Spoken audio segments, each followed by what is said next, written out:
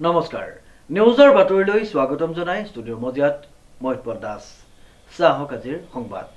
কৃতি শিক্ষয়িত্ৰী সন্মানপ্ৰাপক যোৰহাট চাৰিঙাৰ ৰঞ্জু পূজাৰী দত্তৰ কৰ্মৰাজিত গৌৰৱান্বিত অঞ্চলবাসী ৰাইজ চাহক আমাৰ এই প্ৰতিবেদনটি যোৰহাটৰ এগৰাকী উদ্যমী মহিলা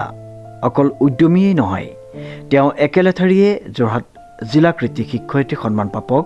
ডক্টৰ আম্বেদকাৰ সাহিত্য বঁটা জ্ঞানদীপ সাকু শিক্ষা সাৰথী বঁটাৰ লগতে বিভিন্ন অনুষ্ঠানে সন্মান প্ৰদান কৰি অহা এগৰাকী মহিলা তেখেত হৈছে ৰঞ্জু পূজাৰী দত্ত পশ্চিম যোৰহাট চাৰিঙা গাঁৱৰ নিবাসী তথা অৱসৰপ্ৰাপ্ত প্ৰধান শিক্ষয়িত্ৰী ৰঞ্জু পূজাৰী দত্তই যোৱা সময়ত সমাজৰ হকে কাম কৰি অহাত বিভিন্ন অনুষ্ঠান প্ৰতিষ্ঠানে প্ৰদান কৰিলে সন্মান উল্লেখযোগ্য যে ৰঞ্জু পূজাৰী দত্ত বহু সময়ত বিয়ানাম মহৎ লোকৰ বাণী সফল জীৱনত মানৱীয় গুণৰ আৱশ্যকতা আদি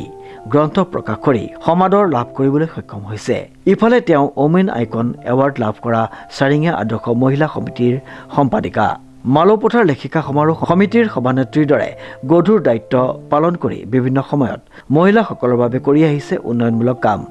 যাৰ পৰিপ্ৰেক্ষিতত তেওঁ অঞ্চলটোৰ মহিলাসকলৰ বাবে হৈ পৰিছে এক আদৰ্শ নমস্কাৰ মোৰ নাম হৈছে ৰঞ্জু পূজাৰী দত্ত মই চাৰিঙীয়া গাঁৱৰ এগৰাকী বোৱাৰী আৰু প্ৰথম অৱস্থাত মই টিলিকিয়াম বেজগাঁৱৰ এগৰাকী ছোৱালী আছিলোঁ যেতিয়া মোৰ দেউতাৰ নাম হৈছে টংকেশ্বৰ শৰ্মা আৰু মাতৃ কণমাই দেৱী অৱশ্যে স্বৰ্গগামী হ'ল তেখেতসকল আৰু মই পাঁচজনী ছোৱালীৰ ভিতৰত সৰু আছিলোঁ আৰু সৰুৰে পৰাই মোৰ মানে বিদ্যালয়ৰ পঢ়া শুনাৰ প্ৰতি খুব আগ্ৰহীত হৈছিলোঁ আৰু ডেন্স নাচিছিলোঁ গান গাইছিলোঁ এইখিনি কৰি মানে মই আগবাঢ়িবলৈ চেষ্টা কৰিছিলোঁ সৰুৰে পৰাই আৰু লাহে লাহে যেতিয়া মই আমি স্কুলৰ LP স্কুলৰ বৃত্তি লাভ কৰিছিলোঁ তেতিয়া মোৰ পঢ়াৰ প্ৰতি ধাউতি বেছি হৈ গ'ল আৰু মেট্ৰিক পৰীক্ষাত ছেকেণ্ড ডিভিজন পাইছিলোঁ 1978 চনত তাৰপিছত ক্ৰমে মই বিয়াত সোমালোঁ হাই ছেকেণ্ডেৰী পঢ়ি থাকোঁতে আৰু সম্পূৰ্ণ বিবাহ কিন্তু তেখেত মই মানে অতি আগ্ৰহী কৰি তুলিছিলে তেখেতৰ যিখিনি সহায় সহযোগ মই মানে পোৱা ধৰণে বিচাৰি পাইছিলোঁ আহি যেখন বোৱাৰী হৈ শহু শাহুৰ মৰমত মই অতিষ্ঠ হৈ পৰিছিলোঁ তেখেতসকলে মোক বহুত সাহস গোটাই দিছিলে আৰু এখন বিশাল শিক্ষাৰ সাগৰলৈ ঠেলি দিছিলে আৰু সেই হাই ছেকেণ্ডেৰী মই DCB কলেজৰ পৰা ছেকেণ্ড ডিভিজন হৈছিলোঁ আৰু BA পঢ়িছিলোঁ DCB কলেজৰ পৰাই ডিগ্ৰী ল'লোঁ আৰু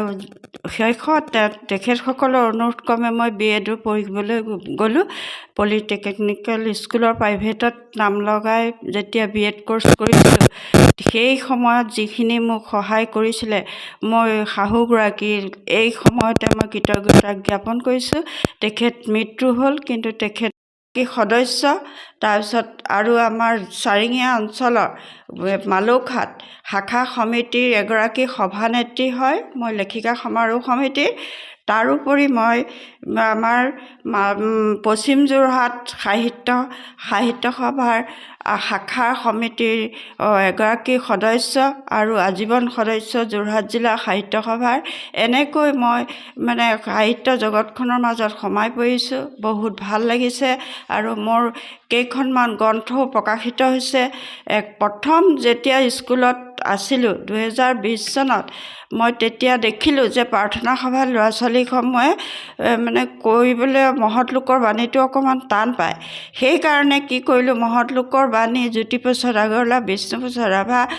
যিমানবিলাক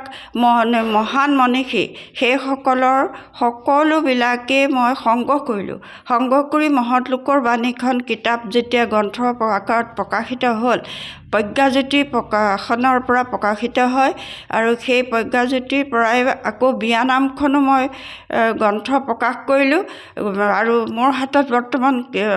কিতাপৰ সংখ্যা কমেই হৈ গৈছেগৈ বিয়ানাম আৰু মহৎ লোকৰ বাণী মানে ইমানেই বিক্ৰী হ'ল ছাত্ৰ ছাত্ৰীসকলে ল'বলৈ ধৰিলে মহিলাসকলে ল'বলৈ ধৰিলে সেই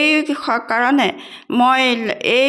যোৱাবাৰ 2024 চনত নতুনকৈ এখন গ্ৰন্থ প্ৰকাশ কৰিলোঁ গ্ৰন্থখনৰ নাম আছিলে মানৱ জীৱনত মানৱীয় গুণৰ আৱশ্যকতা এই কিতাপখনে মোৰ আদৰি লৈছে সকলোৱে যদি সহায় সহযোগ আগবঢ়ায় হয়তো ভৱিষ্যতে নিজৰ সপোন পূৰণ কৰিব পাৰিম, ৰাইজৰ মাজলৈ আগবাঢ়ি যাব পাৰিম। এই কথা মোৰ মনে ধৰে আৰু সকলোকে আহ্বান জনাইছোঁ মোক যাতে মনৰ আশাবোৰ পূৰণ কৰিবলৈ অকণমান যোৰহাটৰ পৰা প্ৰশান্ত গায়নৰ ৰিপৰ্ট, নিউজ নাও।